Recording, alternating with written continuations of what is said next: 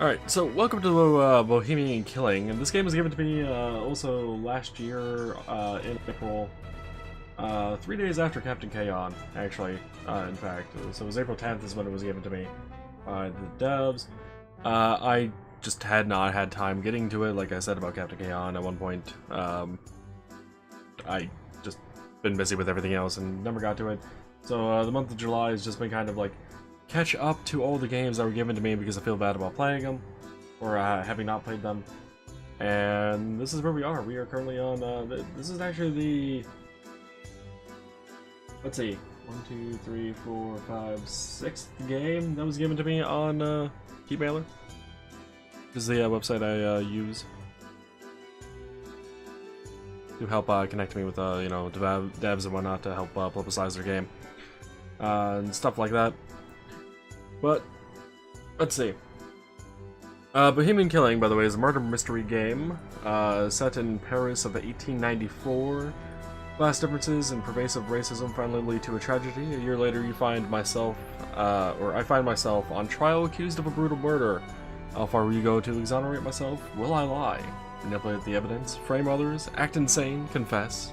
My imagination is apparently the limit. But yeah, there are, that's, by the way, the description on the Steam store page, which you can buy it on Steam for $13. Apparently one of my other people that are actually on my friends list already owns this game. That's interesting. Let's see. There were 8 endings to this game or something like that. It's Pathfinder, Tate. If you want anything from 5e or another edition at all, you'll have to bring it up with me on Discord. But yeah, Bohemian Killing. I think we shall get into it finally, since we're having a bit of connection issues there. New game. This game adapts to the choices you make. Each lie can change your verdict for better or worse. And also, this game is like maybe 2 hours long for a play session. But there's that 8 endings, so like this is easily a good 16-hour game if you're trying to do all the endings. Remember that during your testimony you were not creating history, you were lying about what has already happened. In Bohemian Killing, there are hundreds of possibilities that you can frame other people, lie, manipulate evidence and witnesses, plead guilty, or even act insane. She should be here by now. Oh, okay. Tell you right now, the game is way too quiet. That is actually because of me and volume adjustments. That was not on the game's part. Okay. Press T to check the time. Okay. Bien. So let's get started. Press 1 to draw your dagger. There are instructions that will skip time. Try it by using the book on the table. Read a book. Plus 15 minutes, okay?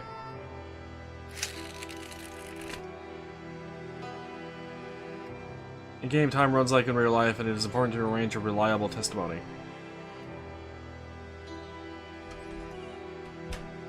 Huh. Okay. You can skip dialogues by holding E. During your testimony, you will skip an entire dialogue line. During cutscenes in the courtroom, you will skip an entire scene and begin your next testimony.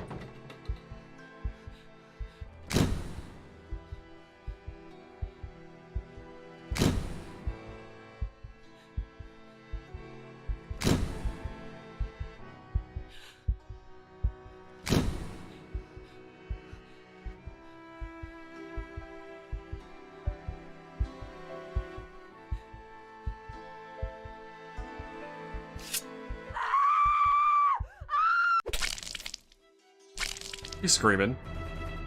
You're not allowed to scream in a murder. The Moonwalls presents a game by Marcin Bacage, starring Stephane. I don't know how to pronounce that last name, or the first name, honestly. Monsieur Ethon.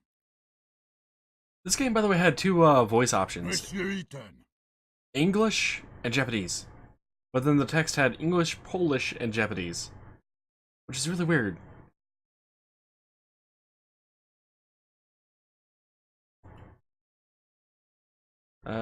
Yeah, okay. We know about this. Monsieur Ethon, I'm talking to you. Hmm? I'm sorry, Monsieur le Président. I was thinking. Do you understand the indictment? Sorry, but I have to ask the prosecutor to repeat. Monsieur Ethon, do you consider it to be a joke? You're charged with a serious crime. Please stay focused. Monsieur Prosecutor, please continue. As I said, I accuse Alfred Ethon of murdering Marie Capet on the 17th of October 1894 in Paris. That day, Alfred Ethon was at the theatrical premiere of Prométhée, Vol du Feu, which took place at Opéra Garnier. As it is apparent from the testimony of witnesses, the accused left at about 8:30 p.m., before the end of the banquet. At about 9:25 p.m., he rented a room in his name at the Caucasus Hotel, which is adjacent to the building in which he lives. It was in that room that approximately at 11:16 p.m. Marie Capet was murdered. Next, the accused returned to his house, and at about 10:05 p.m. he entered his apartment in the company of Marie Capet, or let her in. It results from the fingerprint analysis. It did not show the victim's fingerprints on the outer side of the door, only on the inner. Alfred Ethon, by means of deception or threats, led the victim to his secret workshop, which is located on the first floor of his apartment. The police report did not indicate any signs of struggle or resistance. The accused probably wanted to test on Marie Capet the prototype of a torture machine of his construction, which was in the room along with medical tools and manuals of torture. When Marie Capet realized what the accused intended to do, she grabbed a metal rod lying in the room and hit the accused on the head, which caused a real threat to his life and, according to doctors, may have caused unconsciousness. The fingerprints of Marie Capet's left hand were found on the rod, as well as Alfred Ethon's traces of blood. Traces of blood were also found on the floor of that room. At the time of his arrest, the accused had an extensive wound on his head, as confirmed by medical examination. Seizing the opportunity, Marie Capet fled from the apartment. She was stressed and in a hurry. This was confirmed by her numerous fingerprints secured on the inside of the door of the apartment of the accused. Then, Marie Capet ran into a nearby hotel, the Caucasus. It was the same hotel in which the accused rented a room. As it appears from the testimony of the clerk, Marie Capet was extremely stressed, repeating the word doctor and police. Probably she wanted to call for help. When the clerk went to get some water to calm Marie Capet, she disappeared. The next day, on the 18th of October, about 8:32 a.m., a maid found her body in a room rented by Alfred Ethon. It was covered with numerous fingerprints of the victim and of the accused, and had traces of the victim's blood. The immediate cause of death was a severe blow to the abdomen in the liver area, with a blade of about 14 centimeters length. The murder weapon, constructed by the accused, was secured in his apartment. Marie Capet's unwashed blood stains were still present on it, as well as the fingerprints of the accused. The accused is also charged by the testimony of one of the neighbors who passed the accused at the front door of the building in which they both lived at about 11:30 p.m. The witness testified that the clothing of the accused was stained with blood. Unfortunately, the said clothes were not found. At the time of committing the alleged crime, the accused was sane, which means he acted consciously. For committed crimes, the accused shall be liable to life imprisonment or the death penalty. Has the accused finally understood the indictment? Oui, Monsieur le Président. Does the accused plead guilty to the charges against Should we, him? Non, Monsieur le Président. Does if I want the to? accused want to provide explanations? Oui, Monsieur le Président. Monsieur le Président, could I ask you for some conversation time with my client? Of course. I just wish it I mean, we would did it, not right? We take totally too did. much There's no way we time. didn't do it, Already wasted based on what we too saw. much of it. Monsieur Ethon, please note that you can look through evidence at any moment. It is available by pressing Tab. I will show the defense evidence to the court at the time of your uncovering during the testimony. It might surprise the prosecutor. If necessary, you can recall the string of events according to the prosecution Also by hijack. pressing the Q key. Will you need my help during testimony? I will give you my advice and remind you of important facts and events. Sure. We are Well, that's for his ready, help. Monsieur I'm le pressing Président. tab. And let's get started.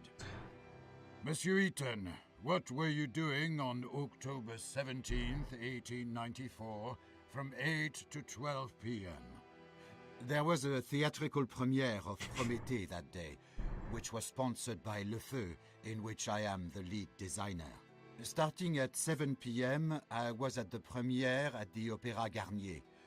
Around 8:30 p.m., after the play, I found that I did not want to attend the dull banquet, and instead I preferred to work.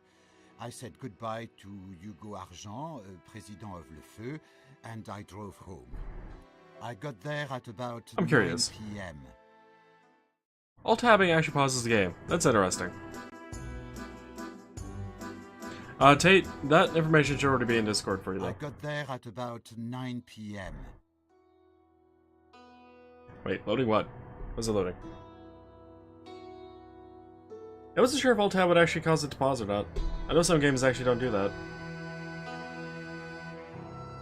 And apparently, OBS is actually having an issue picking up the loading screen while it's loading.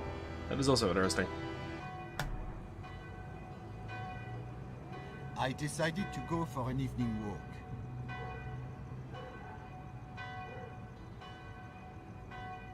I looked at slogans written by the rabble. They incited to the new revolution. For a moment, I do not recall that part. I do not recall that part. Yeah, apparently I'm not meant to go that way.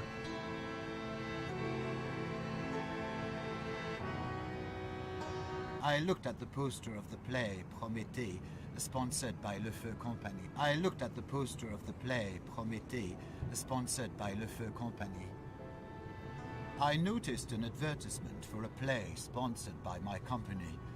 The premiere had taken place a few hours before, and that's where I spent the evening. I looked at slogans written by the rabble. I read cultural announcements. Cultural announcements. Yeah, okay, that's definitely one thing. I read cultural announcements. Okay, those are cultural announcements. What if I go this way instead?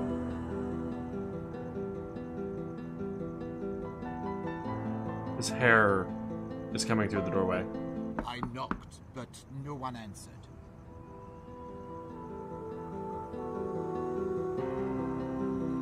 Hi. I don't know what's happening right now. What's happening? I entered the Café de Paris cafeteria.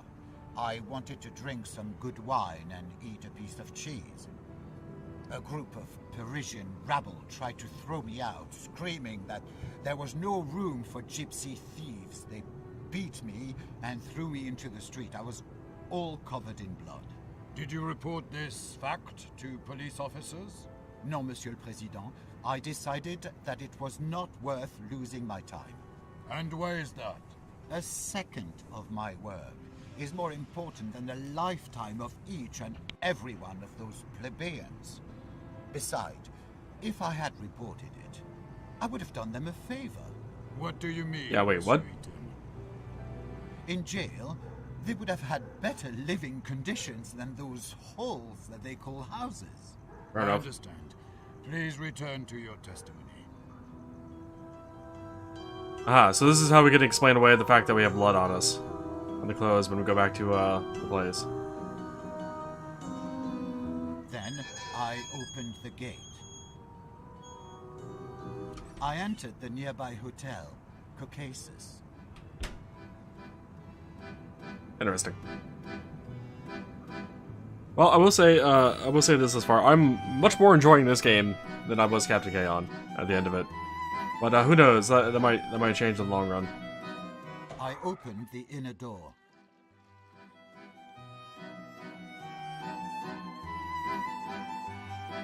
What is all this stuff? Go shopping.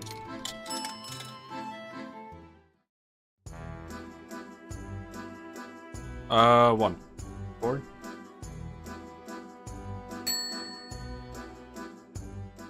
I bought a few things from my vending machine.